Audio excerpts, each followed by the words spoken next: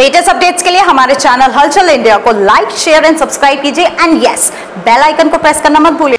अभी कुछ दिन पहले नोएडा में एक छात्र का अपहरण हुआ था और उस अपहरण के चलते 30 लाख रुपए की फिरौती मांगी गई थी, मगर ना ही तो फिरौती देनी पड़ी और छात्र 10 से 12 घंटे में सकुशल अपने घर पर वापस आया।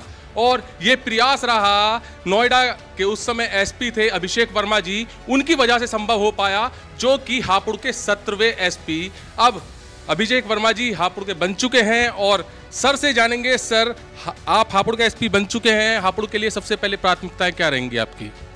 देखिए, हापुड़ क्योंकि जो जनपद है वो एनसीआर का पार्ट है और बुलंदशहर, गाज़ियाबाद, नोएडा जैसे जनपदों से इसकी सीमा लगती, तो यहाँ पे जो क्रॉस बॉर्डर क्राइम होते हैं, लूट के क्राइम होते हैं, चोरी के क्राइम होते हैं, इसको हम रोकेंगे।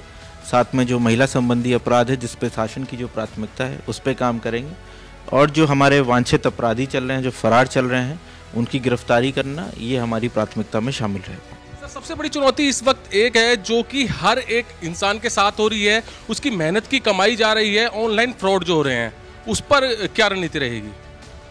उसके लिए देखिए, हमारे यहाँ साइबर सेल गठित है और समय समय पे हम लोग बैंक के माध्यम से सही समय पे अगर हमें कंप्लेन कर देते हैं तो हम उसकी जो धनराशि उसको वापस दिलाने का प्रयास करते हैं।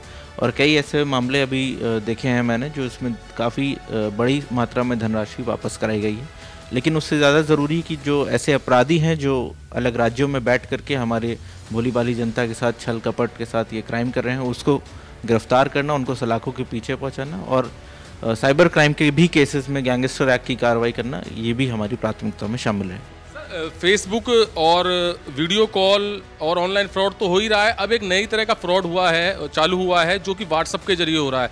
व्हाट्सएप पर रिश्तेदार बनकर उसकी डीपी लगाकर नई तरीके से एक फ्रॉड हो रहा है, और जहां पर 20 से 50 हज़ार रुपये की ट्रांजैक्शन करा ली जाती है। ये देखिए, कुछ गैंग्स हैं जैसे नूह, मेवात और मध्य प्रदेश, राजस्थान, जो इस तरीके की मोडस ऑपरेंडी पे काम करते हैं। हम लोग ने पूर्व में भी, हम जिस जनपद में रहे वहाँ गिरफ्तार किए गए हैं ऐसे लोग, और यहाँ पे भी पहले तो सबसे अच्छा इसका प्रयास है कि इससे बचें और किसी भी ऐसे अनजान व्यक्ति, अनजान नंबर पे ट्रस्ट ना करें, और यदि आपके साथ ऐसा क्राइम हो जाता है तो तत्काल उसकी रिपोर्टिंग हमको करें, सो दैट जो ये अपराधी बाहर घूम रहे हैं इनको हम सलाखों के पीछे पहुँचा सकें। सर, एक कॉल नंबर भी होता है कुछ, जैसे कोई ऑनलाइन फ्रॉड हो जाता है तो हमारे दर्शकों को बताइए कि वो किस नंबर पर कॉल की जाए और कैसे सूचित किया जाए?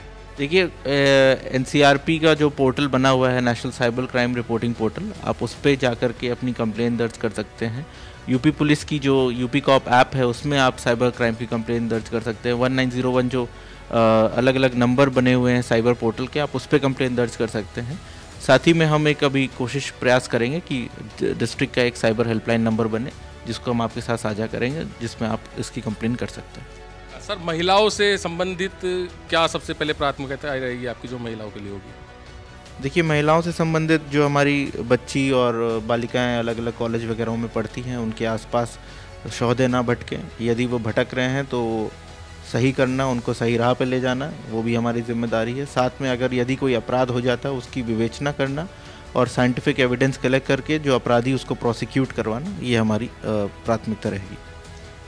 तो अभिषेक वर्मा जी ने बताया है जो प्राथमिकताएं हापुड़ के लिए रहेंगी। हालांकि नोएडा है और नोएडा में भी काफ़ी क्राइम था, उस पर भी अंकुश लगाया है, और अब नीति यही रहेगी कि महिलाएं हो या साइबर क्राइम हो, उस पर अंकुश किस तरह से लगाया जाए। कैमरामैन महेंद्र के साथ सुशील शर्मा, हलचल इंडिया।